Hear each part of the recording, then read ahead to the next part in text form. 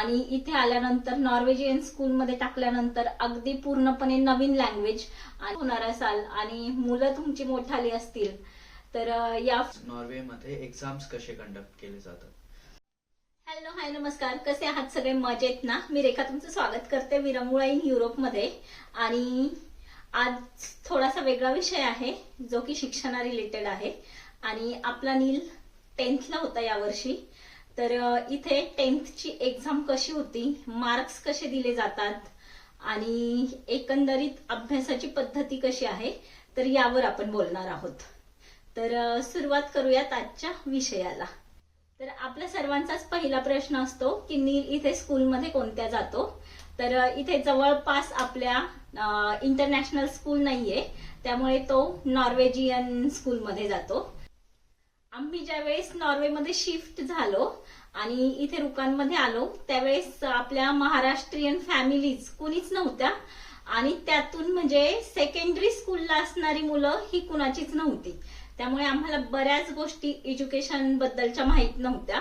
आणि ज्यावेळेस स्कूलमध्ये किंवा इथे बाहेरच्या स्टेट मधली आहेत इंडियाची भरपूर लोक, त्यांना आम्ही बऱ्याच वेळा माहिती विचारली पण आपल्याला प्रॉपर अशी काहीच माहिती कधी मिळाली नाही की 10th चे मार्क्स कसे पकडले जातात, त्याबद्दल काहीच माहिती नव्हती. त्यामुळे खास हा व्हिडिओ आज आपल्या महाराष्ट्रीयन लोकांना जे की नवीनच आता युरोपमध्ये शिफ्ट होऊ इच्छितात त्यांच्यासाठी बनवत आहे.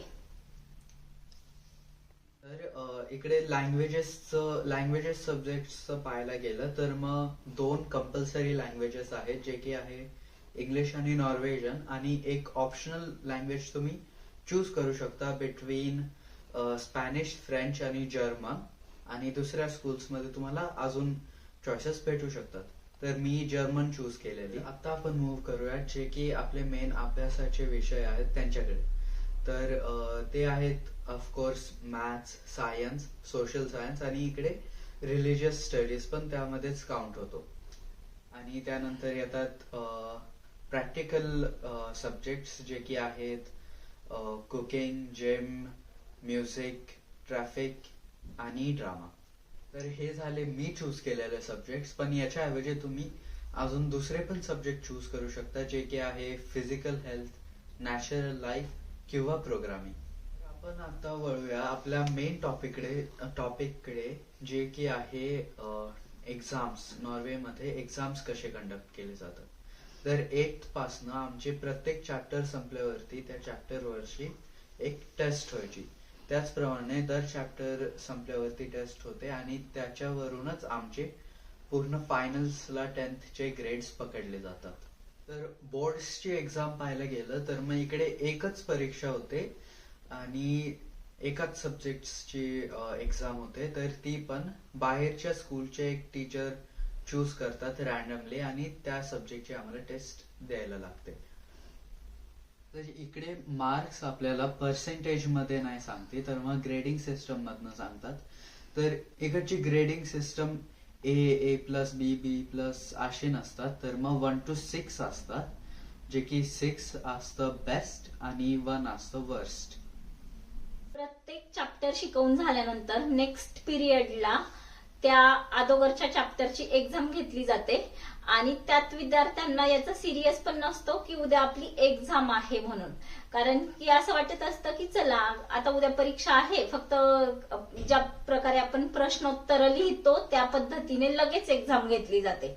त्यामुळे जर तुम्ही नॉर्वे किंवा युरोपमध्ये कुठे शिफ्ट होत असाल आणि तुमची मुलं 10th किंवा म्हणजे हायर एज्युकेशनला असतील तर फक्त त्या वर्षाचे फायनलचे मार्क्स पकडले जात नाहीत, तर ओव्हरऑल तिन्ही वर्षांचे मिळून 8, 9, 10 तिन्हींचे मिळून मार्क्स 10च्या फायनलला पकडले जातात. त्यामुळे सुरुवातीपासूनच थोडा थोडा अभ्यास करायला सुरुवात करा, कारण की मुळात म्हणजे लँग्वेज पण नवीन असते, पूर्णपणे नवीन लँग्वेज.